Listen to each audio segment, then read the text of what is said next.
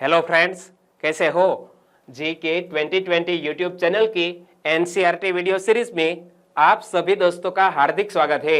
आज का हमारा सब्जेक्ट है हिस्ट्री यानी कि इतिहास। इतिहास में कल वाले टॉपिक को आज हम कंटिन्यू करने जा रहे हैं। कल हमने आधुनिक भारत के इतिहास में भारत में यूरोपीय वाणिज्यिक कंपनियों का जो आगमन हुआ, इनमें पुर्तगाली एवं डच के बारे में कल पढ़ा था। आज हम अंग्रेज एवं डैन के बारे में पढ़ने वाले हैं। लेकिन पहले तो याद रख लीजिए कि भारत में यूरोपीय वाणिज्यिक कंपनियों का आगमन इसी रूप में हुआ। सबसे पहले आए पुर्तगाली, बाद में आए डच, बाद में अंग्रेज, डेनिश एवं फ्रांसीसी। यहाँ पर पढ़िए, यूरोपीय कंपनियों का आगमन भारत में जो हुआ वो इसी क्रम में हुआ है। पुर्तगाली, डच, अंग्रेज, डेनिश एवं फ्रांसीसी। और दोस्तों, कल मैंने आपको पुर्तगाली एवं डच के बारे में जो पढ़ाया था, इसमें एक एरर थी, प्लीज करेक्शन कर लीजिएगा। वो क्वेश्चन कौन सा था कि पुर्तगालियों का भारत का पहला गवर्नर कौन था? पुर्तगालियों का भारत का पहला गवर्नर था फ्रांसिस्को डी अल्मीडा। लेकिन कल मैंने आपको बताया था अल्फांसो डी अल्बुकर्क। तो प्लीज करेक्शन कर लीजिएगा कि पुर्तगालियों का भारत का पहला गवर्नर कौन था? Francisco de Almeida. और आज हम अंग्रेज के बारे में पढ़ते हैं। ओके, और यहां से अक्सर एग्जामिनेशन में क्वेश्चन निकले हैं, तो प्लीज इस वीडियो में आप लास्ट तक बने रहिए। लास्ट में कमेंट सेक्शन में जरूर बताना कि आपको यह वीडियो कैसा लगा। ओके, 31 दिसंबर 1600 को इंग्लैंड की महारानी एलिजाबेथ ने 1599 में स्थापित ईस्ट इंडिया कंपनी को पूर्व के साथ व्यापार करने हेतु 15 वर्षों का अधिकार पत्र दे दिया। क्या? 31 दिसंबर 1600 को इंग्लैंड की महारानी एलिजाबेथ ने 1599 में स्थापित ईस्ट इंडिया कंपनी को पूर्व के साथ व्यापार करने हेतु 15 वर्षों का अधिकार पत्र दे दिया। दोस्तों, हिस्ट्री की किताब में आपने कहीं पढ़ा होगा कि ईस्ट इंडिया कंपनी की स्थापना कहां हुई? इंग्लैंड में हुई। कब हुई? तो दोस्तों, टेक्स्ट बुक में 1600 का जिक्र किया गया है। क्या दोस्तों? 1600 में ईस्ट इंडिया कंपनी का स्थापना हुई, यानी कि गठन हुआ। कहां पर? इंग्लैंड में। 1608 में ईस्ट इंडिया कंपनी ने सूरत में फैक्ट्री स्थापित करने के उद्देश्य से अपने दूत कैप्टन हॉकिंस को जहांगीर के दरबार में भेजा। क्या? 1608 में ईस्ट इंडिया कंपनी ने सूरत में फैक्ट्री स्थापित करने के उद्देश्य से अपना पहला दूत कैप्टन हॉकिंस को जहांगीर के दरबार में भेजा। चलिए, जो इंफॉर्मेशन मैंने आपको बताई, इनसे रिलेटेड 2 से 3 क्वेश्चन एग्जामिनेशन में पूछे जा सकते हैं। पहला क्वेश्चन कि उस समय भारत का बादशाह कौन था जब ईस्ट इंडिया कंपनी की स्थापना हुई? तो दोस्तों, जब कैप्टन हॉकिंस हमारे भारत देश आया, तब जहांगीर, मुगल सम्राट जहांगीर का शासन था। लेकिन ईस्ट इंडिया कंपनी की जब स्थापना हुई 1600 में, तब हमारा भारत देश का मुगल शासक कौन था? तो अकबर था। कौन था? अकबर। सही आंसर है option A. East India company की स्थापना कहां हुई थी? इमेज में आप देख सकते हैं, ईस्ट इंडिया कंपनी की स्थापना कहां हुई थी? इंग्लैंड में हुई थी। सही आंसर है ऑप्शन ए। और निम्न में से कौन जहांगीर के दरबार में आया था? जहांगीर के दरबार में कौन आया था? तो मैंने आपको नाम बताया, कैप्टन हॉकिंस आया था। और कैप्टन हॉकिंस के अलावा एक और व्यक्ति भी आया था। कौन? Sir Thomas Roe. और वो अपने साथ बहुत सारी भेंट लेकर आया था जहांगीर के दरबार में। कौन? Sir Thomas Roe. लेकिन याद रखना, जहांगीर के दरबार में आया था कैप्टन हॉकिंस। और जहांगीर ने किसे खान की उपाधि दी? ऐसा क्वेश्चन एग्जामिनेशन में सामने आए तो याद रखना, जहांगीर ने कैप्टन हॉकिंस को, किसको? कैप्टन हॉकिंस को खान की उपाधि दी। सही आंसर है ऑप्शन ए। और किस अंग्रेज ने सम्राट जहांगीर के दरबार में आकर भेंट की थी? तो याद रखना, मैंने आपको बता दिया, सर टॉमस रो अपने साथ बहुत सारी भेंट लेकर आया था सम्राट जहांगीर के दरबार में। तो सही आंसर बनता है ऑप्शन ए। और जहांगीर ने एक शाही फरमान के द्वारा कंपनी को पश्चिमी तट पर स्थित सूरत में व्यापारिक केंद्र की स्थापना की अनुमति दे दी। और यहां से भी क्वेश्चन निकल सकता है कि अंग्रेजों ने अपना पहला व्यापार केंद्र कहां खोला? तो हमारा आंसर होना चाहिए सूरत। क्या? सूरत।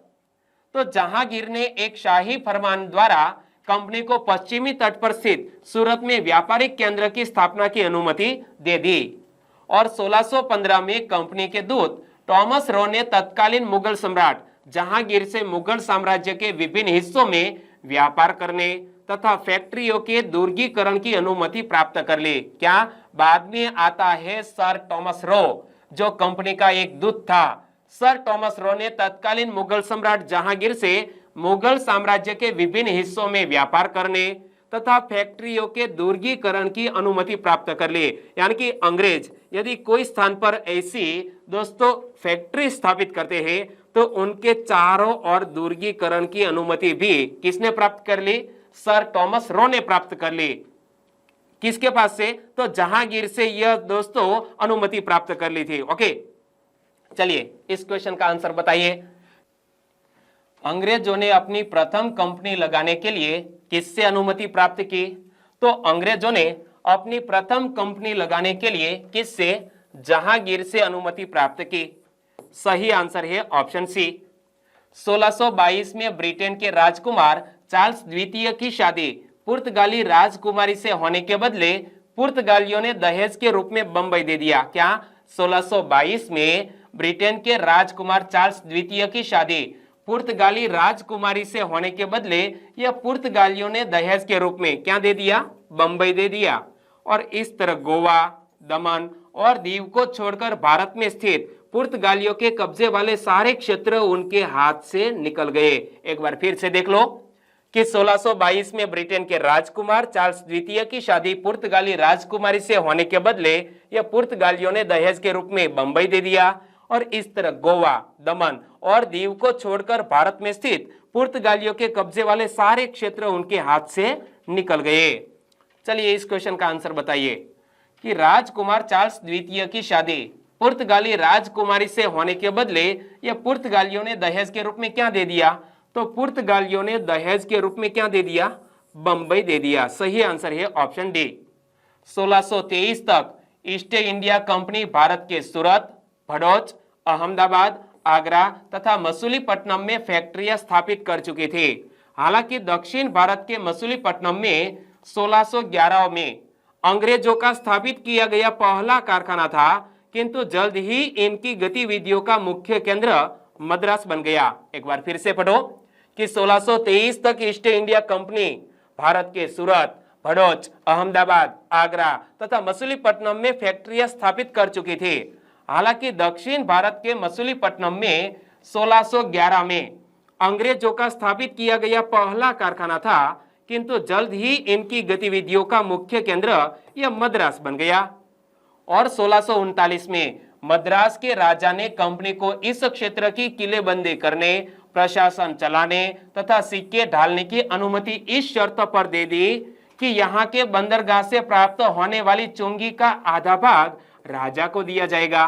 दोस्तों एक समझौता हुआ मद्रास के राजा और अंग्रेजों के बीच। क्या हुआ कि 1639 में मद्रास के राजा ने कंपनी को इस क्षेत्र की किलेबंदी करने, प्रशासन चलाने तथा सिक्के डालने की अनुमति इस शर्त पर दे दी कि यहाँ के बंदरगाह से प्राप्त होने वाली चुंगी का आधा भाग राजा को दिया जाएगा। और अंग्रेजी कंपनी ने मद्रास में स्थित अपने व्यापारिक केंद्र की किलेबंदी कर उसका नाम क्या रखा? फोर्ट सेंट जॉर्ज रखा। और ब्रिटेन के राजकुमार को दहेज स्वरूप मिले बंबई नगर को ईस्ट इंडिया कंपनी ने 1668 में ब्रिटिश सरकार से प्राप्त किया तथा इसकी किलेबंदी की। क्या? बंबई की भी किलेबंदी की ईस्ट इंडिया कंपनी के प्रशासकों ने। एक बार फिर से पढ़ो, अंग्रेजी कंपनी ने मद्रास में स्थित अपने व्यापारिक केंद्र की किलेबंदी कर उसका नाम फोर्ट सेंट जॉर्ज रखा। ब्रिटेन के राजकुमार को दहेज स्वरूप मिले बंबई नगर को ईस्ट इंडिया कंपनी ने 1668 में ब्रिटिश सरकार से प्राप्त किया तथा इसकी किलेबंदी की। और इस केंद्र के माध्यम से अंग्रेजों ने मराठा शक्ति को नियंत्रित करने में सफलता पाई तथा पश्चिमी तट पर कंपनी का हेडक्वार्टर अब सूरत की जगह बंबई को बनाया गया। क्या दोस्तों? यह पश्चिमी तट का कंपनी का हेडक्वार्टर जो अब तक सूरत था वो अब बन गया बंबई।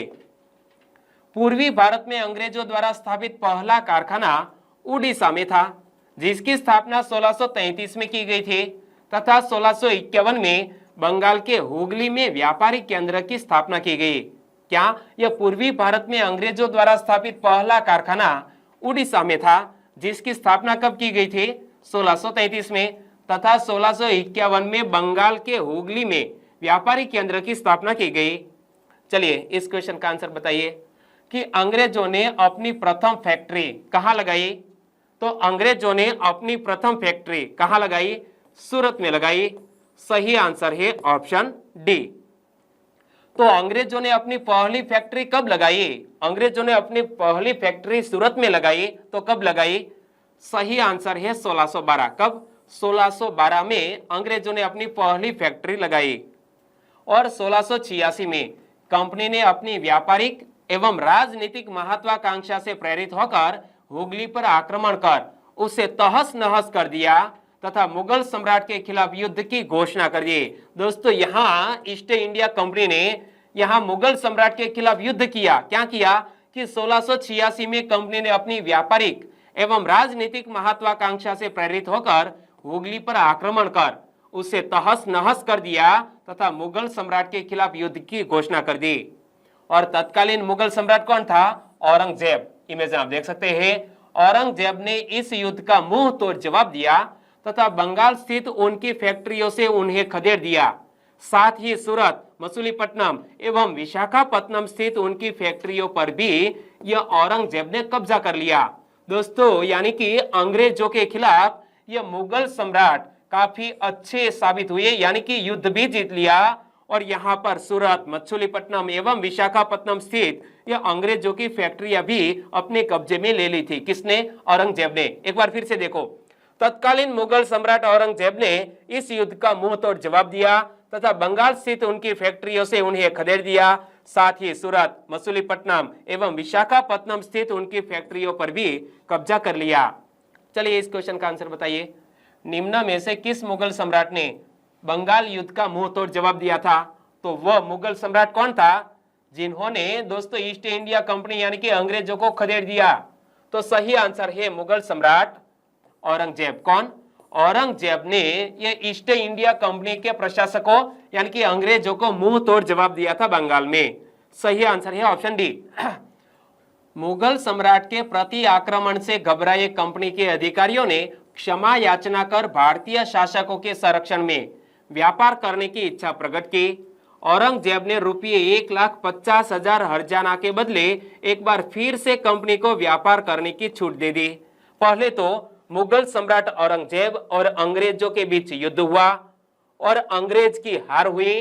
बाद में क्षमा याचना करके भारतीय शासकों के संरक्षण में व्यापार करने की इच्छा प्रकट की और औरंगजेब ने भी रुपये 1,50,000 हर्जाना के बदले एक बार फिर से कंपनी को व्यापार करने की छूट दे दी।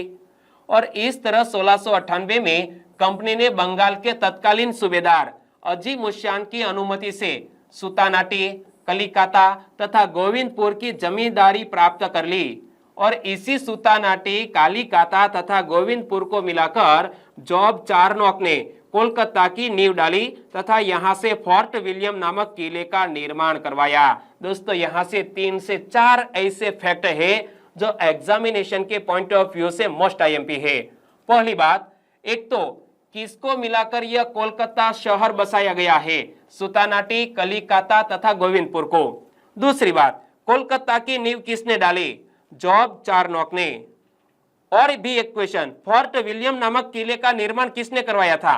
तो भी आंसर होना चाहिए जॉब चारनॉक। एक बार फिर से देखो, इस तरह 1698 में कंपनी ने बंगाल के तत्कालीन सूबेदार अजीमुशान की अनुमति से सुतानाटी, कलिकाता तथा गोविंदपुर की जमींदारी प्राप्त कर ली। इसी सुतानाटी, कलिकाता तथा गोविंदपुर को मिलाकर जॉब चारनॉक ने कोलकाता की नींव डाली तथा यहाँ फोर्ट विलियम नामक किले का निर्माण करवाया। चलिए आंसर बताइए, कोलकाता की नींव किसने डाली? तो मैंने आपको नाम बता दिया, जॉब चारनॉक ने। किसने? जॉब चारनॉक ने। सही आंसर है ऑप्शन सी। और आगे चलकर 1717 में कंपनी ने मुगल सम्राट फर्रुखसियर के एक फरमान द्वारा बंगाल में रुपये 3,000 वार्षिक कर अदा करने के बदले कंपनी को सभी प्रकार के व्यापारिक शुल्कों से मुक्त कर दिया गया तथा कोलकाता के आसपास में स्थित 38 गांवों को खरीदने का अधिकार मिला। साथ ही बंबई में कंपनी द्वारा ढाले गए सिक्कों को पूरे मुगल साम्राज्य में चलाने की छूट दे दी गई। यानी कि एक बार फिर से कंपनी शासन मजबूत हुआ। एक बार फिर से पढ़ो कि आगे चलकर 1717 में कंपनी ने मुगल सम्राट फर्रुखसियर के एक फरमान द्वारा बंगाल में रुपये 3000 वार्षिक कर अदा करने के बदले कंपनी को सभी प्रकार के व्यापारिक शुल्कों से मुक्त कर दिया गया तथा कलकत्ता के आसपास में स्थित 38 गांवों को खरीदने का अधिकार मिला। साथ ही बंबई में कंपनी द्वारा ढाले गए सिक्कों को पूरे मुगल साम्राज्य में चलाने की छूट दे दी गई। और इस समय बंगाल पर मुर्शिद कुली खां तथा अलीवर्दी खां जैसे शक्तिशाली नवाबों का शासन था। इन्होंने फर्रुखसियर द्वारा दिए गए अधिकार पत्र के बदले क्षेत्र में स्वतंत्र प्रयोग पर नियंत्रण लगाने का प्रयास किया, क्योंकि अंग्रेज मुगल सम्राट द्वारा दिए गए इन व्यापारिक विशेषाधिकारों का दुरुपयोग कर रहे थे। और इसके अतिरिक्त इन नवाबों ने अंग्रेजों को कोलकाता की किलेबंदी को मजबूत करने तथा इस नगर पर स्वतंत्र रूप से शासन करने की भी छूट नहीं दी थी। और दोस्तों आगे हम डेनिश के बारे में बात करें तो डेनिश के बारे में ज्यादा इंफॉर्मेशन नहीं है, सिर्फ आपको यह 2 फैक्ट याद रख लेने हैं। एक तो डेन ईस्ट इंडिया कंपनी की स्थापना कब हुई, तो डेनिश ईस्ट इंडिया कंपनी की स्थापना कब हुई, 1616 में की गई। और श्रीरामपुर डेनों का प्रमुख व्यापारिक केंद्र था। दोस्तों अंग्रेजों ने सबसे पहला व्यापारिक केंद्र सूरत में खोला और पुर्तगालियों ने अपना पहला व्यापारिक केंद्र भारत में कहां खोला, कल मैंने आपको बताया था।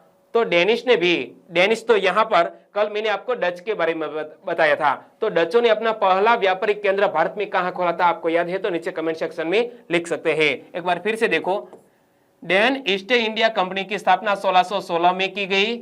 श्रीरामपुर डेनों का प्रमुख व्यापारिक केंद्र था। तो यहाँ इस वीडियो को हम खत्म करते हैं। तीसरे पार्ट में हम फ्रांसीसियों के बारे में बात करेंगे कल। ओके, और वीडियो वाकई में आपको अच्छा लगता है, हेल्पफुल लगता है तो आपके दोस्तों को फेसबुक, व्हाट्सएप या टेलीग्राम के जरिए इस वीडियो की लिंक शेयर करना मत भूलिएगा। बस छोटी सी उम्मीद के साथ वीडियो खत्म करते हैं। कल मिलेंगे इसी टॉपिक में, तब तक के लिए टेक केयर एंड जय हिंद।